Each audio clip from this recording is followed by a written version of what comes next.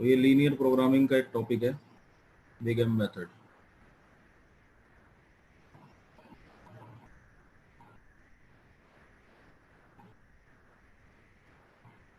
ये डिस्कस कर लेते हैं। सबसे पहले मैं क्वेश्चन बताता हूँ आपको। क्वेश्चन देखो, ये इसे पेनल्टी मेथड भी कहा जाता है।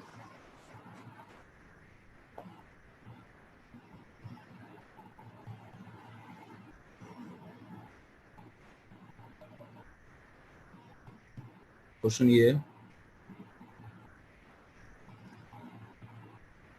यूज द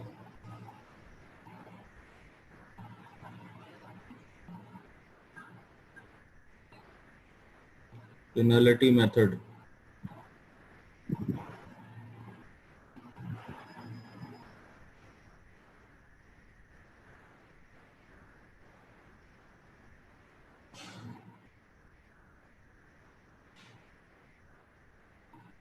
पेनल्टी मेथड का यूज करो to solve the following linear programming problem.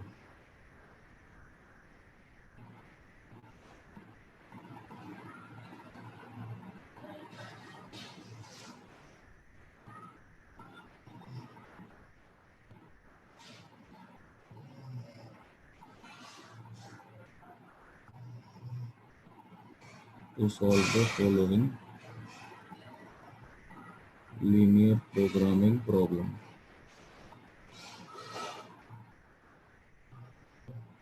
Problem ये गिवन है आपको, 2x1 plus 4x2 is less than equal to 12। एक कंस्ट्रेंट दी हुई है।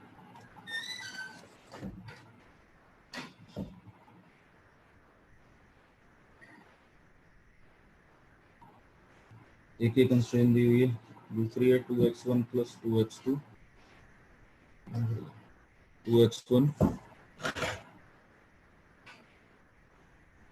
plus 2x2 is equals to 10, और 5x1 plus 2x2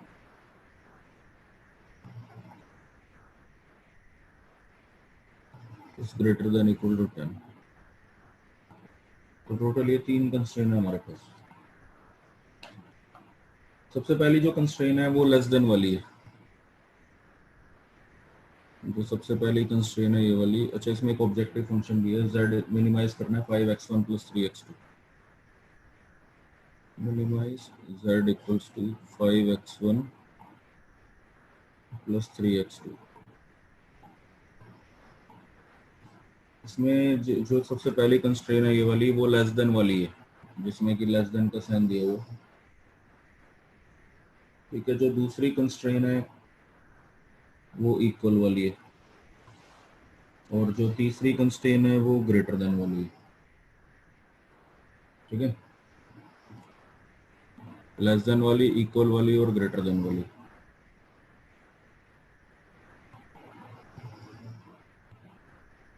तो अब यहाँ पर जो लेस देन वाली कंस्ट्रेंट है,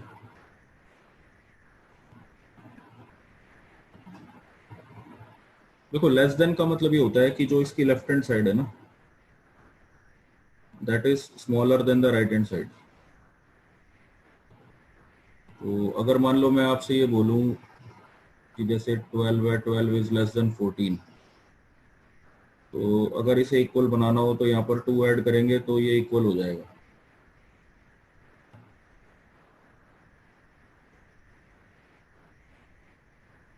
तो 12 प्लस 2 इक्वल टू 14 बनेगा। अगर यानी 12 में 2 ऐड करेंगे तो वो 14 इक्वल टू 14 तब आएगा। लेस देन वाले में ये ऐड करेंगे तो इक्वालिटी बनेगी।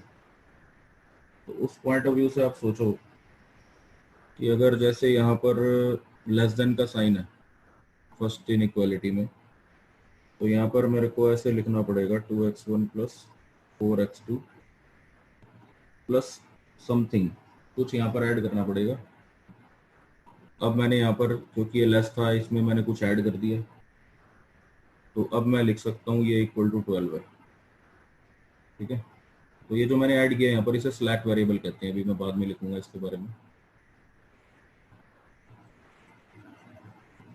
इसी तरह से जो ये दूसरी इनइक्वालिटी है, यहाँ पर इक्वल का साइन है, याद रखना जब किसी में कोई लेस देन ग्रेटर देन कुछ नहीं, इक्वल का साइन है, तो वहां पर आर्टिफिशियल वेरिएबल हम ऐड करते हैं। सो हम ये लिखते हैं सेकंड मतलब जो सेकंड इक्वेशन है, second equation is strict equality.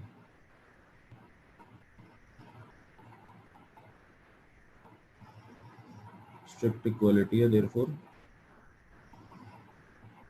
ये हमेशा यही करेंगे, we add artificial variable capital A1। इसमें आर्टिफिशियल वेरिएबल हमेशा ऐड होगा। अगर आपकी कोई, जैसे ये थर्ड सेकंड वाली इक्वालिटी है, तो इसमें आप लिखोगे 2x1 plus 2x2 plus capital A1 equal to 10। ठीक है, इस तरह से। फिर उसके बाद जो थर्ड कंस्ट्रेन है वो ग्रेटर वाली है, तो इसका मतलब वहां पर जो है वो हमें कुछ माइनस करना पड़ेगा उसके लेफ्ट हैंड साइड से। और ग्रेटर वाले में भी आर्टिफिशियल वेरिएबल डालना होता है, ये भी रूल है। मतलब जैसे सपोज आपको मैं ये कह दूं कि ये 14 है, 14 ग्रेटर देन 12 है, तो अब 14 में से कुछ माइनस करेंगे हम, तो मतलब मैं इसका से लिख सकता हूँ 14 माइनस 2 इज इक्वल टू 12, तो यहाँ माइनस होगा। तो इस चीज को आप याद रखो, जो ग्रेटर देन वाली कंस्ट्रेंट्स होंगी, जैसे थर्ड वाली कंस्ट्रेंट ग्रेटर देन वाली है, तो यहाँ से स्लैक वेरिएबल माइनस होगा, यानी कि हमारे पास आएगा 5x1 plus 2x2 minus S2। Slack variable को मैंने माइनस कर दिया और एक नया आर्टिफिशियल वेरिएबल भी इंट्रोड्यूस किया, A2 इज इक्वल टू 10। तो ये मेरे पास तीन इक्वेशन बनी। सर A2 क्यों आया? ये रूल है कि ग्रेटर देन वाली कंस्ट्रेंट में आर्टिफिशियल वेरिएबल भी लगाना होता है, लेस देन वाले में कोई जरूरत नहीं होती। ठीक है। ग्रेटर देन वाली में आर्टिफिशियल वेरिएबल लगेगा ही लगेगा। ठीक है, तो अब इन तीन इक्वेशन के बेसिस पर हम इनको हम दोबारा रीराइट करते हैं।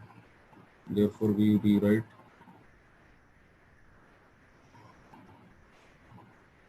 we now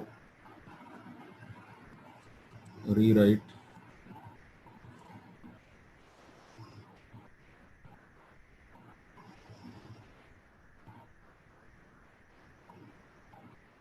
the three equations। तीन इक्वेशन ये जो आई ये वाली, इनका ऐसे लिख लो। एक आई आपकी 2x1 plus 4x2 plus S1 equal to 12। दूसरी आई 2x1 plus 2x2 plus A1 equal to 10। और तीसरी आई 5x1 plus 2x2 minus S2 plus A2 equal to 10।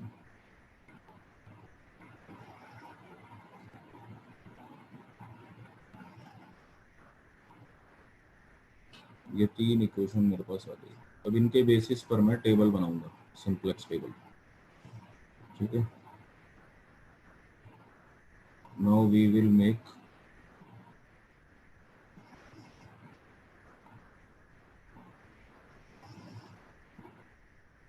A simplex table.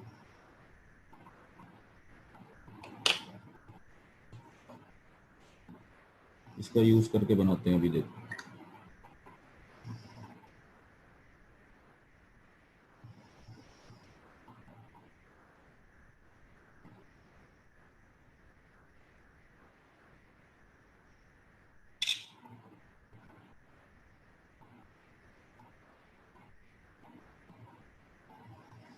ठीक है,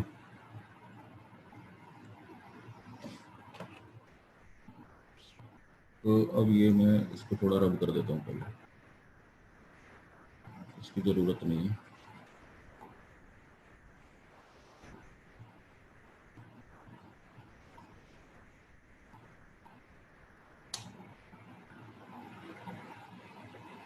इसकी ज़रूरत नहीं है।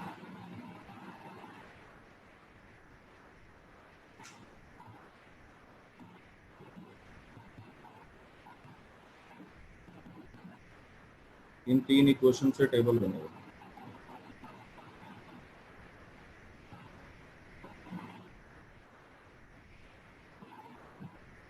ये जो तीन इक्वेशन हमारे पास आ गई ना, इन्हीं से ही टेबल बनेगा और इसी से सारी कैलकुलेशन होगी।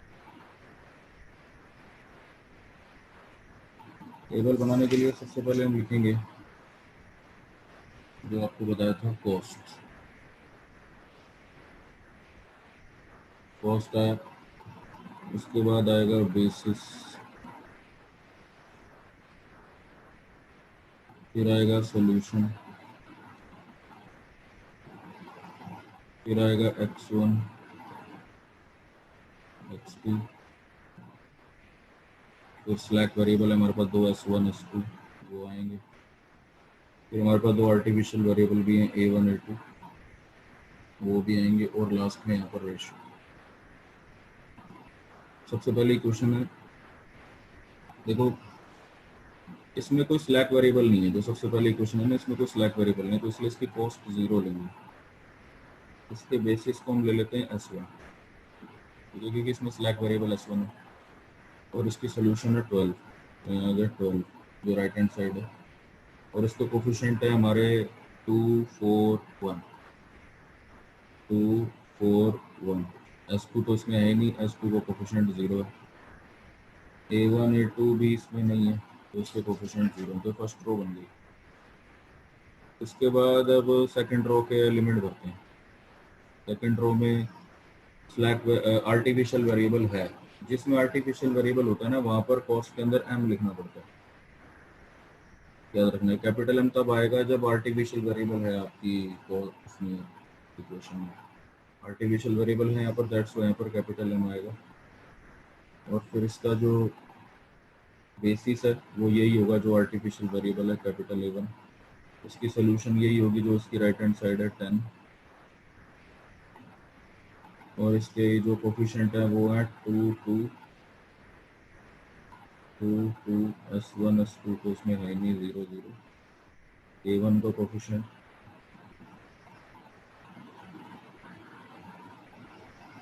कोफिशिएंट यहाँ पर 1 है, a2 का कोफिशिएंट यहाँ पर 0 है, रेशो कुछ नहीं है।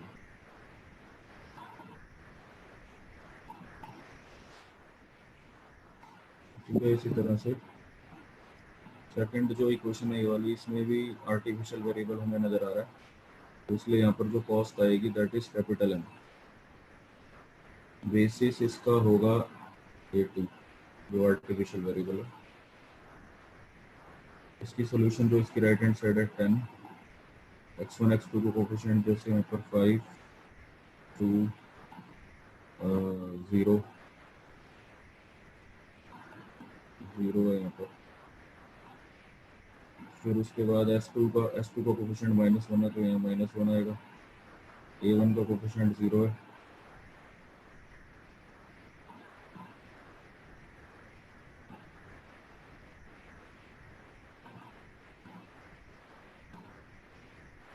और ये a2 का कोफिशिएंट यहाँ पर 1 है, तो इसलिए यहाँ पर 1 आ जाएगा। ठीक है, तो इस तरह से ये अभी टेबल के अंदर जो तीन रोज हैं वो मैंने फिल की हैं। अब आगे क्या करना है, बिल्कुल वैसे ही जैसे हमने पहले किया था सिंपलेक्स टेबल बनाते हुए। पहले एक लाइन खींच दो, लाइन खींच के जहाँ सोल्यूशन है इसके सामने लिख दो CJ। जो आपका ऑब्जेक्टिव फंक्शन है उसके जो कोफिशिएंट है 5x1 यानी 5x1 3x2 5 3 तो आ जाएंगे, बाकी s1 s2 a1 a2 के ऊपर 0 0 0 आ जाएगा, नहीं m आएगा यहाँ पर, a वालों के ऊपर हमेशा m आता है, ये कैपिटल A वाले हैं यहाँ पर m आएगा, इनको आर्टिफिशियल वेरिएबल कहा जाता है। इसके बाद आपको ठीक वैसे ही करना है जैसे मैंने आपको समझाया था, इस कॉस्ट वाले कॉलम को इस x1 वाले कॉलम से मल्टीप्लाई करके ऐड करके जो भी टोटल आएगा वो यहाँ लिखना है। बताओ क्या आएगा। अगर मैं इस कॉलम को ये पहले वाले कॉलम को इस वाले कॉलम से इंटू करता हूँ, मल्टीप्लाई करके ऐड करता हूँ, जैसे 0 into 2 2 into m 5 into m इन सबको ऐड है 7m 7m, वो यहाँ पर आएगा 7m आएगा। ऐसे ही अब आपको क्या करना है कि ये जो कॉस्ट वाला कॉलम है इसको x2 वाले कॉलम से मल्टीप्लाई करके ऐड करके यहाँ लिखना है। तो बोलो क्या आएगा, बोलो 2m प्लस 2m क्या हो जाएगा, क्या आ जाएगा, 4m आ जाएगा ना। ऐसे ही इस वाले कॉलम से मल्टीप्लाई करके ऐड करके लिखो क्या आएगा, 0 × 1 m × 0 m × 0। 1 दोबारा से देखो 0 × 1 0 0 m × 0 m × 0 क्या आएगा, 0 0 आएगा। तो ये 0 आ गया।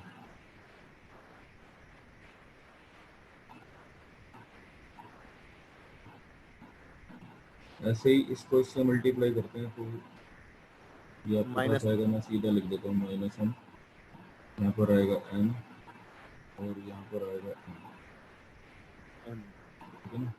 तो ये हमारे आ गए zj, इसको बोलते हैं zj आ गया। अब हमें निकालना होता है cj - zj।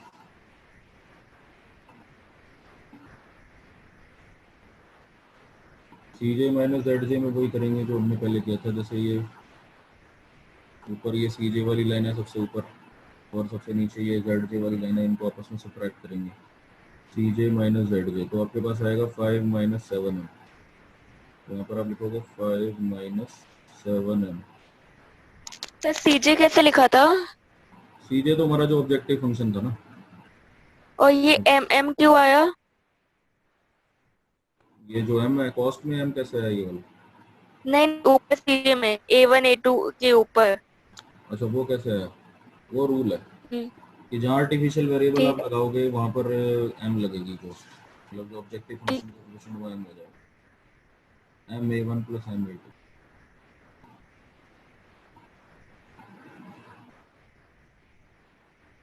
ऐसे अब cj - zj कर रहा हूँ तो यहाँ आएगा 3 - 4m, 3 - 4m। यहाँ पर आ जाएगा 0 - 0 0, 0 - m + m, उसके बाद m - m 0, m - m 0। तो ये आ गया cj - zj। इसमें से हमें ये देखना होता है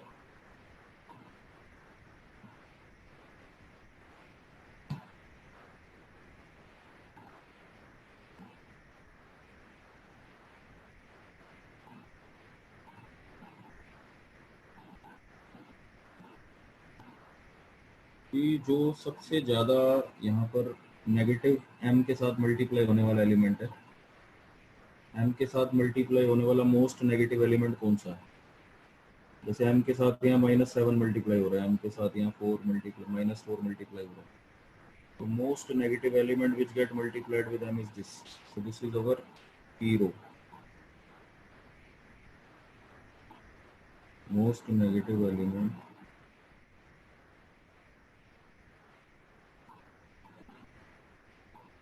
मल्टीप्लाइंग विद m।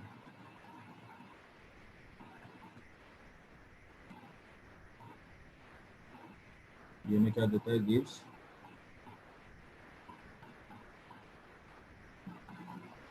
की कॉलम। ये में की कॉलम बता देते हैं, मतलब ये पूरा की कॉलम। अब हमें चाहिए की रो। की रो के लिए हम क्या करेंगे कि जो भी हमारा की कॉलम आया ये वाला, दिस इज अवर की कॉलम, इसकी रेशो लेकर देखेंगे हम सॉल्यूशन से। ये सॉल्यूशन है, इन दोनों की जो आपस में रेशो आएगी वो लिखते हैं। जैसे 12/2, यहाँ लिखते हैं 12/2 कितना है 6, 10/2 कितना है 5, 10/5 कितना है 2। तो अब ये जो नंबर है 6, 5, 2, इनमें से सबसे कम रेशो कौन सी हुई, which is the least value. बोलो इन रेशोस में से सबसे कम रेशो कौन सी हुई, 2 2। तो ये हमारी क्या मानी जाएगी, the least positive number is the key row. Least positive ratio, ये हमारी होगी की रो। अब जहाँ पर ये मैच करेंगे वो हमारा हो जाएगा की एलिमेंट, ठीक है। फिर उसके बाद हमें ये नया टेबल बनाना पड़ेगा।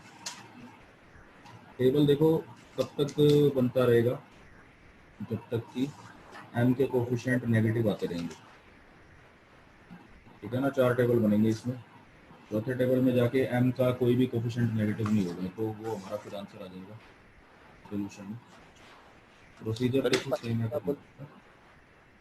अब इसमें न्यू थर्ड रो बनानी पड़ेगी हमें, क्योंकि की रो थर्ड रो है और m के कोफिशिएंट यहाँ पर cj माइनस zj में m के कोफिशिएंट नेगेटिव है, तो इसलिए ये टेबल दोबारा बनेगा।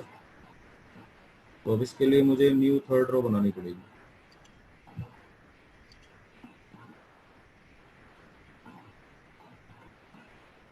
न्यू थर्ड रो बनाने का रूल मैंने आपको क्या बताया था कि जैसे जो पहले एलिमेंट है,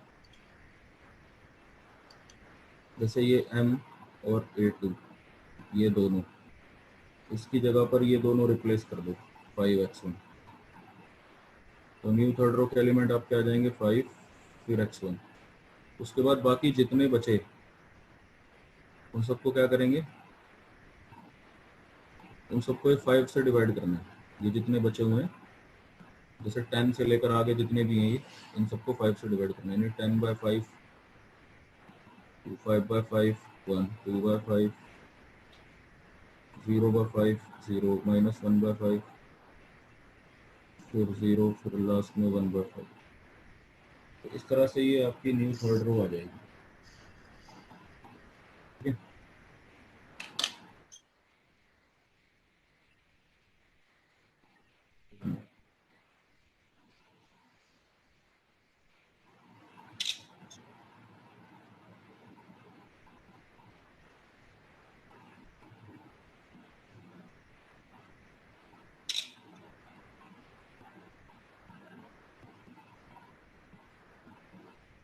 अब मैं एक काम करता हूँ, इसके आगे का जो है सीधा आपको बताता हूँ कि अगला टेबल क्या आएगा, ठीक है ना। मैं बेसिकली क्या है कि आपको अभी तक इतना समझ आया कि टेबल बनाने का जो तरीका है वो तो वही है जो सिंप्लेक्स मेथड में था। आप मेरी बात समझ रहे हो? जो टेबल आपने बनाया वो तो ठीक वैसे ही बनाया ना जैसे हम पहले सीखा था हमने सिंप्लेक्स मेथड में, बस एक m इंट्रोड्यूस हो गया यहाँ पर। जो हमारा आर्टिफिशियल वेरिएबल्स थे कैपिटल A1 कैपिटल A2, उसके due to artificial variable capital M introduce हो गया, बाकी सब तो यहाँ पर सेम है। तो मैं ये चाह रहा हूँ कि आप क्या करो कि बाकी के टेबल में इसकी सोल्यूशन आपको सेंड कर देता हूँ बाय PDF, वो आप बनाओ। फिर अगर आपको उसमें कोई डाउट आता है तो आप मुझे उसकी स्क्रीनशॉट भेजो, मैं फिर फ़ोन पर आपको वॉइस मैसेज भेजकर समझाऊंगा, ठीक है। तो मैं ये सेंड कर रहा हूँ और इसके आगे के PDF भी आपको, ये जो मैंने करवाए वो भी सेंड कर रहा हूँ इसके सोल्यूशन, वो आप इसको एक बार नोट डाउन करो, फिर देखो आपको कितना समझ आता है। एक बार ये करो पहले ज़रा।